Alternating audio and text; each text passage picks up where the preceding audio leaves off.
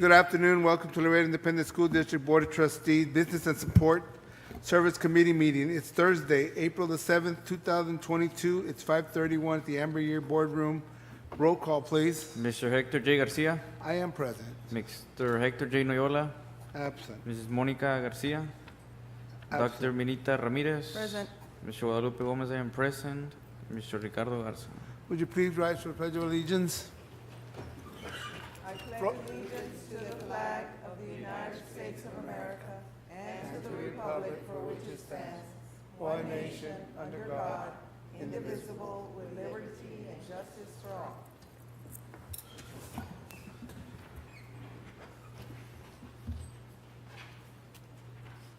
Good afternoon. Before we start, I do want to, Dr. Rios couldn't be with us today. She had a death in the family. She's with her loved ones. Wish our condolences and our love with her, but she could not be here. So, Flor is the acting superintendent. Thank you, Go ahead. Mr. Garcia, Mr. Gomez, and Dr. Minita Ramirez. I'll begin with item number 1, which reads, discussion and presentation to ratify the monthly disbursements for January 22. There is an error. It should be for February 2022, which will be presented at the regular meeting of the Board of Trustees for April 14, 2022. So the total cash disbursements were $25.9 million, of which $16.1 million were used for payroll costs and $9.8 million for the payments of goods and services. May I proceed to the next item? Please. You were provided with the unaudited financial statements. Are there any questions? No. Next. If not, I'll move on to the donations report.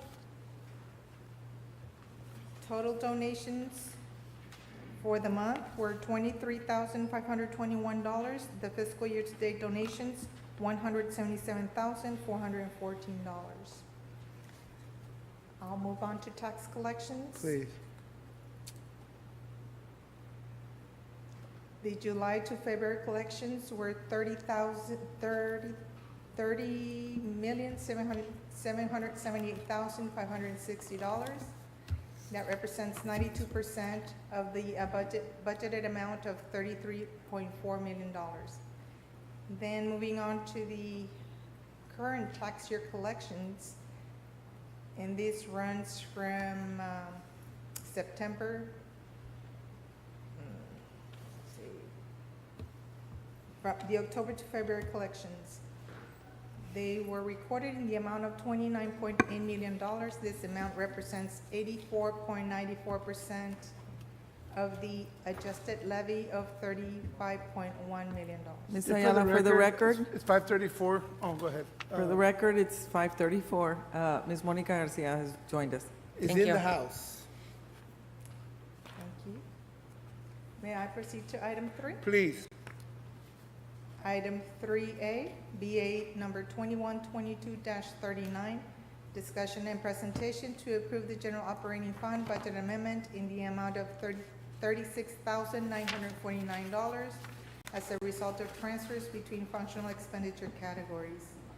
Then we have item 3B, BA 2122-40. This item was approved last week, and the board did approve them, but this is the budget amendment transferring those funds. The amount is $40,300 that will be used to repurpose or reallocate some of those funds listed. Are there any questions?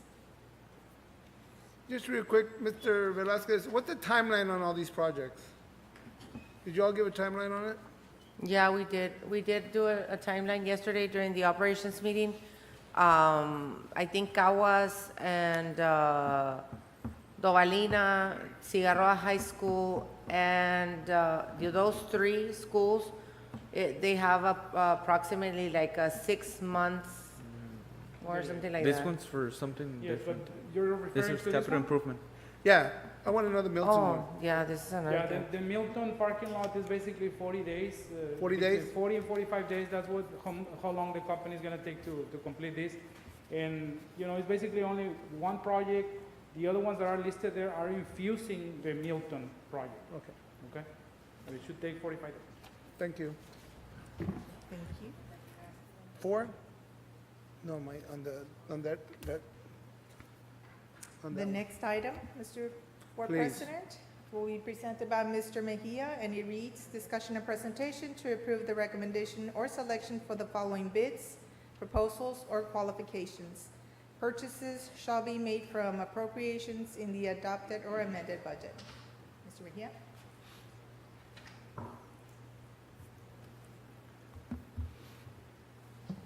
Good evening, Board of Trustees. Hector Mejia for the record. Item 4A is RFP number 22-002, Professional Development for Instructional Leadership. Evaluation Committee recommends the following 10 vendors: Agile Designs and Services, Baiza Consulting and Associates, LLC, Big Rock, Corwin, Insight Education Group, Lakeshore, Leader School, Sirius, S3 Strategies, and Solution Tree for an estimated amount of $100,000. I have a quick question. As far as all these people that normally we have that we approve as vendors and whatnot, and the reason picking my interest is I see the Scholars Golf Tournament. Do we ever ask them to be part of the donation process for the scholarships and stuff like that? Do we send out letters to all these vendors that participate in I.S.D, or is it just our local vendors, or how do we go about that?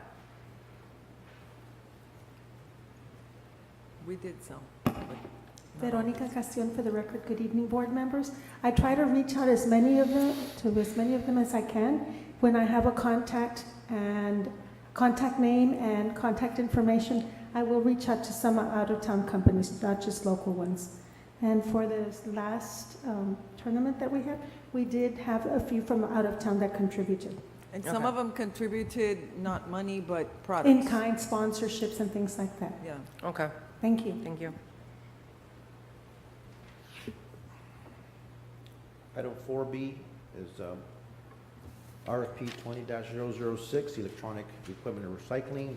The Evaluation Committee recommends renewing the following 4 vendors: IMON International, Racky Computer Recycling, Resell Resource Recycling Corporation, and STS Electronic Recycling. Estimated revenue is $10,000. Item 4C is RFCSP number 2022-002, the Milton Elementary Parking Lot Improvements. The Evaluation Committee recommends Quant Corp Construction LLC for an estimated amount of $127,880. Item 4D from Biboard Co-op 62920 and 63020, Omnia Partners Co-op Contract R211201, and the NCA Co-op Contract number 05-42. We have the following 11 vendors: Andy's Auto and Bus Do Air. we have to read them all? He mentions that they're published. That's fine. They're pub- published already, it's a These long are list, go published ahead, 11 next. vendors? Okay, yes, sir. Item 4E is elevator equipment, service, repair accessories, supplies, and related services. Evaluation Committee recommends the following vendors: Schindler Elevator and Tyson Krupp Elevator for an estimated amount of $90,000. That's Mr. good. Mejia, I'm sorry. Go ahead. A question.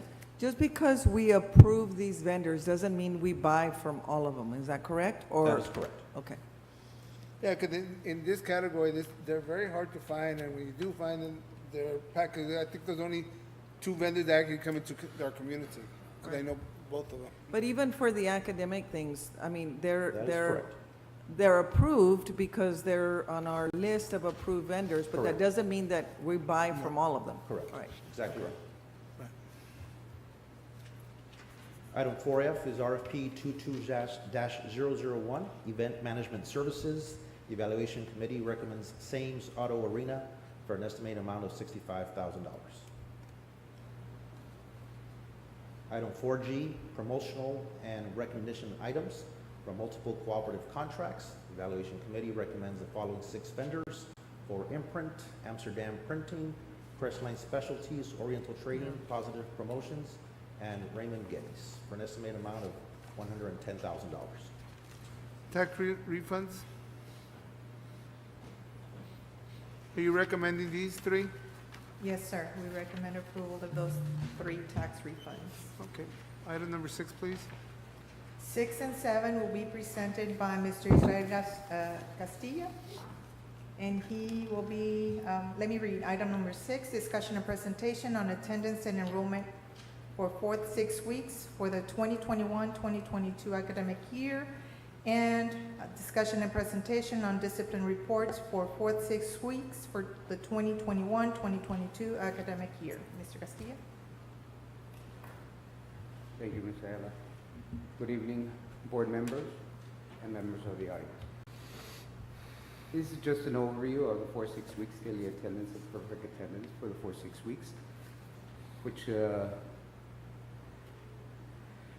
first one, we look at the district enrollment, and where we ended up, that's 4-6 weeks, was 20,215 students, with estimated, as of right now, with 20,315 as of today.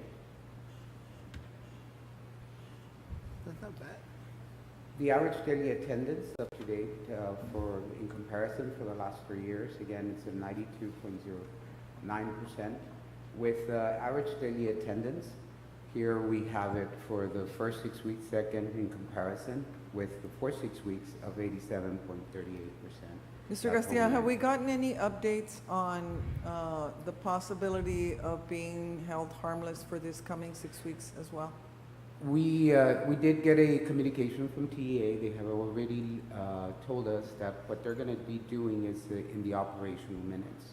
What they're going to look at is the 4-6 weeks and get the average for those operational minutes, and then apply it to our operational minutes from the first all the way to the 4-6 weeks, granting us that ADA that would be a little bit higher than what we have right now as an average.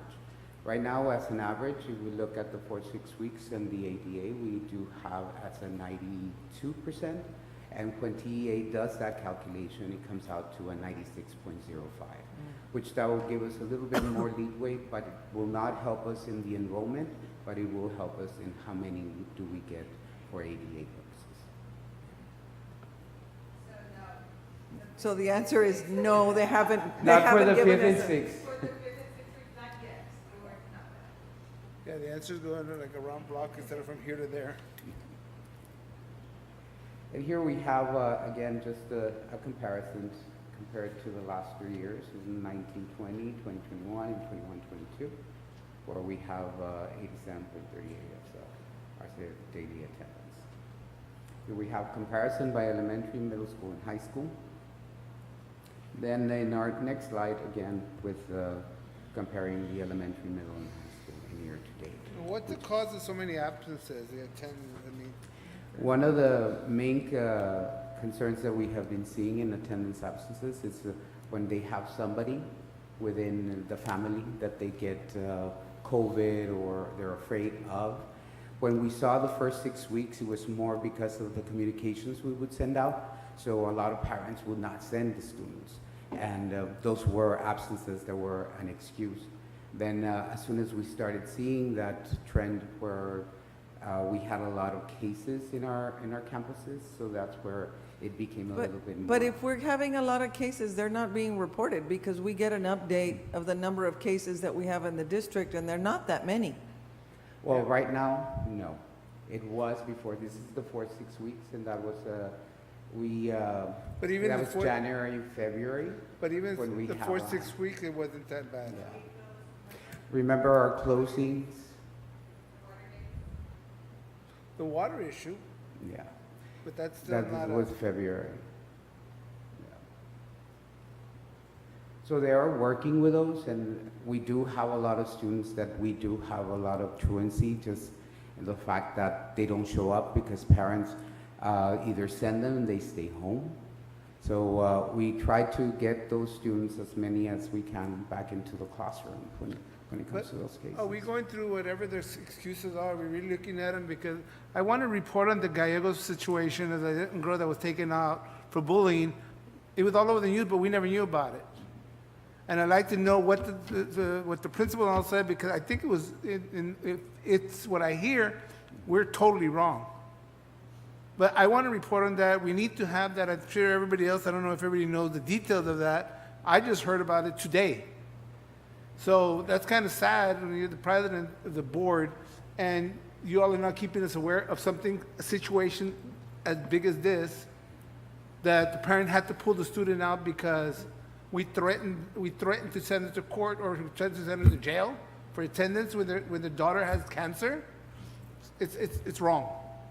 And I'm telling you out loud to the public, know that this is not the way LISD is all about. Correct. In that particular situation, I'll get that. Yeah, that's not information true, but I know everybody's here that deals with that. I want to report tomorrow on that to all the board members to get an update. I'll get you an update. Thank you. Thank you. And again, then we have our perfect attendance shows again that really identifies on our perfect attendance as we go. It has also dipped down as we went to in the elementary, middle school, and high school as we aggregate our attendance throughout this 4 to 6 weeks. I give you also some of the recovery efforts that we have been already in the process of doing with our attendance officers for those parents where we have identified as homeschooling. We have been looking for them, going back and trying to get them back into enroll for next school year. Some of them we have been able to capture, some of them have moved, and other ones that have stated that they're undecided to do that. We will continue doing those efforts to try to get those students back into our campuses. This is how many interventions we have completed. One of the things that we look at is those truancy court referrals of 222 that we have filed as of the end of the 4 to 6 weeks, and we have already communicated to our judges to work collaboratively to see what we can do in best effort to bring those students back into our campuses. Any questions? No question. All other information pertaining to attendance by campus is in your supporting documentation. Thank you. Now we look at the disciplinary actions report for the last, for the 4 to 6 weeks. Here we have a number of disciplinary incidents has decreased from 2019 to 2021-22. We've seen the 1,400. What is the overlook of these discipline incidents? What do they vary from what to what? And those varies from simple breaking one rule, walking out of classroom, and then interventions being applied, to sometimes being placed in the alternative due to the severity of the case. I'm curious to know also, because last time we met, we got this report for on bullying, and there was at 0, and it seems like we're starting to have a lot of issues with bullying lately. And I just heard a case also at the JP level, and one of the students was missing out of school because of bullying itself. Do we have a policy in place as far as if the bullying, how are they addressed? Yes. Yes, sir, we do have that bullying policy. Those bullying cases usually are referred to the counseling first, so they can do some interventions within the students, and then if that bullying case becomes a little bit more than it needs administrative action in order for us to place them, or some kind of other disciplinary measures need to be addressed, then it's brought to the attention of the administrator for the investigations. But it's also part of the student code of conduct. Correct. And it's in English and in Spanish, and what goes out to the parents at the beginning of the year, and so, yes, it is part of our procedures. Yes. It's been getting out of hand lately, too many cases. But it's good. The work has been done as far as the parents have been advised and stuff like that, but it seems like it's still not enough to stop it. It's, correct. yeah. And here you have like the breakdown that we have of what kind of type of incidents do we have throughout the district, and with fighting, and notice it here in the code of conduct, and that's where they walk out using simple things that we take care at the campus level with ISS and so forth. Then we do have the non-felony and alcohol and aggravated assault, fighting, So all of them go by codes as we look into them. Here we have the bullying, the cyberbullying. We have 3 cases that have been reported and addressed when it comes to our student code of conduct, and we follow what the disciplinary measures entails.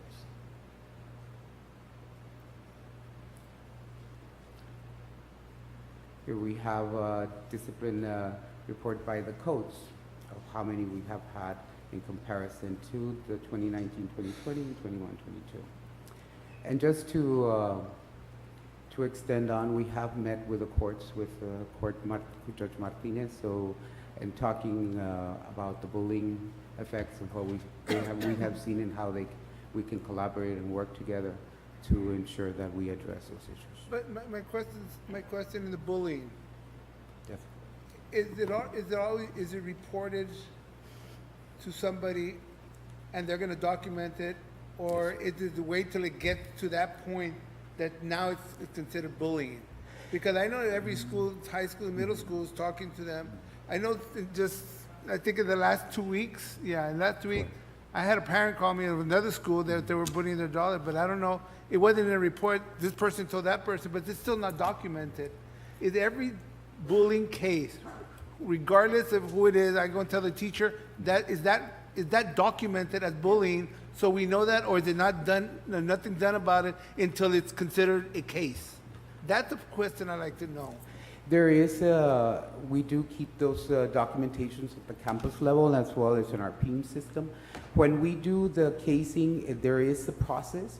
So when there is punitive or whatever actions we take against the student as per breaking the student code of conduct, then it is recorded in our PEAM system. When what you're asking is if there is a case-by-case individual at the campus, yes, there is. There is a process. They do have a form where they report that bullying. They fill out, they put it in there of who or what with a counselor, with an administrator, and that is kept there at the campus. That was one of the questions. But that's not And part of then- our numbers. No, sir. This is That's what we want to know, because that's where the bulk is, Yeah. and we're not getting to them, or we're dismissing them and saying, oh, it's not bullying, you don't know what you're talking about, because that's been happening. Well, I also From one to think, the other. and correct me if I'm wrong, Chief, but I think there is a definition for what is bullying, right? Yes, ma'am, there is. And so what I would consider bullying, he might not consider bullying because based on the definition, that might not be bullying, right? Based on the definition, but I as a parent might think it is. Correct. So, sometimes teasing is teasing and sometimes teasing escalates and it becomes bullying. And so there's a different level of tolerance child to child. But when it gets reported, as if it were a Title IX case or anything else, that has to be documented and an investigation has to be done. Yes. And there's a procedure and a rubric that we follow at each campus, am I correct? Yes, ma'am, there is. And that is where, when it comes out, depending on what comes out from the investigation, if it corresponds as a bullying case or not. And that is where the parents get a little bit upset because it is not what they called it. It will be a harassment, horseplaying, because it has to fall within the definition Right. of bullying. And There are during that guidelines. process of investigating and finding, Right. the findings are not what the parents want to hear in some cases. But I think, I just personally, I like to see anybody that's accused, or any, regardless if it falls under bullying or not bullying, that if there's even allegation of bullying, I think that kid needs to be brought in, the other kid and the parent needs to be aware, regardless if it's definition, non-definition, so we can do our due diligence. And then in that conversation, no, it wasn't, but they talked about it, not 3 weeks later or 4 weeks later. Well, yes, it was, no, it wasn't. I think at the very beginning, it needs to be reported, it needs to be documented, regardless if it falls under. Now, if it falls under it, then you do the rest of the report and follow it through to this. If not, at least we dealt with it from the very beginning. Correct. So it doesn't, so it doesn't become something bigger. I would also like, and excuse me, Monica, but I would also like to see, if we could, for the next meeting, I would also like to see, again, because I know we've done it before, but again, our definition of bullying and the rubrics that we're using at the campuses to to identify, and then the process that we're following at the campus, because I'm assuming that it's the same across the board, or it should be, right? If it's reported, we have 5 days within which, and I don't know what the timelines are, but I know that for me, if I get something reported, I have 10 days within which I have to do an investigation and then respond to the individual who made the complaint. And if I don't have it within 10 days, then I need to request an extension for that individual, from the individual. Correct. And so I don't know if you all have those same kinds of guidelines, but whatever our guidelines and procedures are, I would like to see them. Also, to add to Minita's comment and Mr. Garcia's, this type of bullying and cyberbullying, what I have come to find out is that the domino effect when it comes to students attending school. So we also need to find out if these kids that are being bullied are actually missing school because of that fact, you know, because one thing goes in hand with the other, and it's basically, you know, having a domino effect in a different aspects of our district. So that's why, you know, what Minita is talking about, that rubric, and how we're investigating, how fast are we closing, how are we penalizing these students that are doing this, and letting how fast we can also get the parents involved and letting them know how fast it can become a harassment charge or things of that nature, to where we can close it, you know, because to me, a bullying case is basically something that affects this child on a very emotional and social aspect of their lives. So we have to start understanding that these students are not going to, one, do good in school as far as, you know, performance for their classwork. Two, it's going to also, you know, lead them to depression. We've had suicides in the past. You know, kids don't know how to cope with these types of situations because they just do not know. You know, so it's a huge domino effect that can have humongous consequences, and we must not see them as things that an open and shut type of deal. Correct. More so an open and closed deal, to where we find a solution and not become ourselves the district part of a problem. Right. I mean, that's just my 2 cents. And I think our schools, our administration, and our people that we have at the school are doing what they can, not taking that away from them. I think us as a board need to give them a little more teeth on what we're doing, so they have more tools to work with from the very beginning and not have to wait till a certain time. Correct. That's all I think it is. It's just more tools for them to be able to get to that quicker than wait till it falls into place. That's all I'm trying Just to add to this, I've been in contact with Ms. Castillon, and we're looking at doing an anti-bullying campaign or a proclamation that will be brought up to the board, so we can improve as a board, and just do a proclamation, a campaign of anti-bullying throughout the whole district. And we'll look into that in the future, but we're working on that to try to create this awareness and put a stop to it. And also, I know that Chief Hill is really knowledgeable at this, working with other agencies and maybe creating programs throughout the year and bringing them in to let the students know, because not all students are going to say that they're being bullied. You know, they go home, they stay quiet. You know, if they're being bullied and they're being told bad stuff or being pushed around, it's okay for them to voice out that they're being mistreated by their colleagues at school. So that would work as well for the meantime. And I know it takes a lot of dedication and work to get it done, but it could be done. And I know you're really good at that stuff. So just a recommendation. Thank you. But let us know that, because bullying is a district concern. It's not I'm sure I just can one, garner but- those. Right, and I wouldn't want to reports do, I support doing a campaign on it, but I wouldn't want to support a campaign without making sure that whatever we're putting out there has the teeth to make it easier for our administration and our faculty at the same time, make it as something that's gonna make a difference. And I think with the Gomez and the rest of us, that's our main course. It's just let's not just say we're anti-bullying, but let's give them the tools, let's give them the equipment, everything they need to become a school district that, wow, they really take pride in what they're doing when it comes to something like this. Next. Oh, finish. Thank you. I Sorry. think it's done. Do you have any other questions? No, no more questions.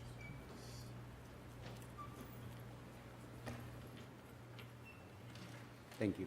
Thank you, Mr. Castillo. That was good. Yeah. No, this. Wow. Item number 8, discussion and presentation on the interlocal participation agreement between Laredo I.S.D. and the Texas Association of School Boards Risk Management Fund as amended by the fund effective May 1st, 2022. Mr. Oscar Perez will be presenting this item.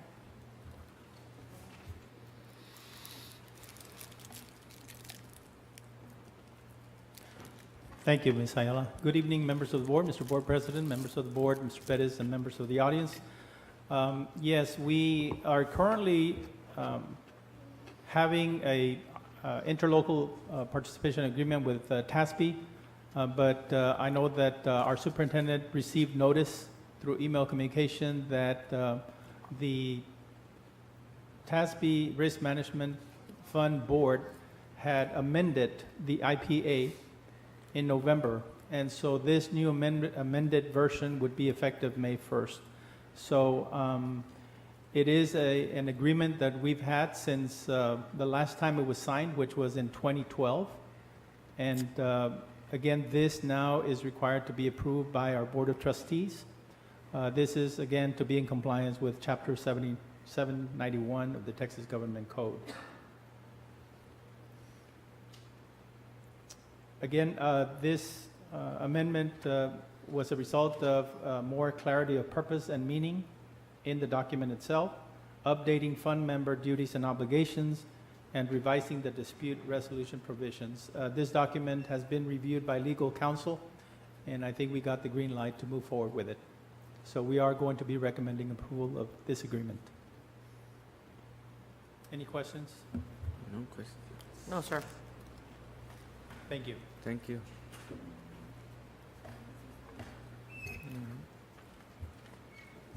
Last item, under communication and updates, LISD's All-Star Kids Day is scheduled for tomorrow, Friday, April the 8th, from 9 a.m. to 12 noon at Shirley Field. The morning begins with a proclamation by Mayor Pete Saenz. The Martin High School Band is hosting their spring concert on Monday, April 11th at 6 p.m. in the Beatty Gym and dedicating the program to Dr. Minita Ramirez. LISD librarians will be honored during their annual luncheon commemorating National Library Week on Tuesday, April 12th at 11:30 a.m. at Ryan Elementary School. The librarian for the year will be named during this luncheon. The Jobs and Education for Texans, known as the JET Grant, will be presented to Cigarroa High School on Wednesday, April 13th at 11 a.m. in the school's library. The regular board meeting is scheduled for Thursday, April 14th at 5:30 p.m. The 7th annual Be a Star Breakfast Singing Contest will be conducted by the Child Nutrition Program on Thursday, April 21st at 9:30 a.m. in the Tarver Gym. Can I sing? No. No. Please, no. Okay, I got that answer. That is a definite no. Next. The annual Student Iron Chef Recipe Competition featuring our high school culinary arts students will be held on Friday, April 22nd at the Trevino Magnet School Cafeteria at 1:30 p.m. And lastly, on Thursday, April 28th, the Farm Fresh Lunch and Learn event will be held at 9:30 a.m. in the Tarver Elementary School Garden. And that, Real quick question, how's registration going? How are numbers going? Anybody in that area? we did have some numbers that we covered today. Do we see a spike? Do we see, you know what, do we not? I'm just Is looking it at numbers. working? Is it not working? Are people getting online? Well, we're looking at that because budget's coming up and we just want to know where we're headed with numbers. So we did discuss that at our cabinet meeting this morning, and the numbers it's been only about 2 weeks now since registration opened, so they're looking promising. It's still early in the registration process. Okay, but they're up from when? Are they up from 2 years ago? Doesn't count. I don't have If that you tell me they're up comparison. from 3 years ago, then I said, interesting. We'll provide you those numbers in the board update tomorrow, but I don't have the comparison Okay, right now. yeah, give us that. I just want to start Awesome, feeling man. how we're feeling, yeah, because the budget's coming up. All right? All right, thank you very much. Thank you. Meeting adjourned. Thank you. Thank you.